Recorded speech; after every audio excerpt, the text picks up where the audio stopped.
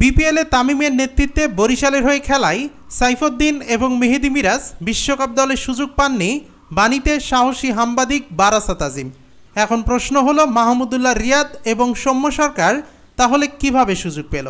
সর্বশেষ বিপিএলে ফরচুন বরিশালের হয়ে মাঠ মাতান Mahmudullah Riyad, Soumya Sarkar, pace bowling all rounder Mohammad Saifuddin এবং মেহেদী হাসান মিরাজরা। ফাইনালে কুমিল্লা ভিক্টোরিয়ান্সকে হারিয়ে প্রথমবারের মতো বিপিএল চ্যাম্পিয়ন হয় ফরচুন বরিশাল। আর দলকে সামনে থেকে নেতৃত্ব দেন তামিম ইকবাল। সর্বোচ্চ রান করে তামিম জিতে নেন টুর্নামেন্টের সেরা ক্রিকেটারের পুরস্কার।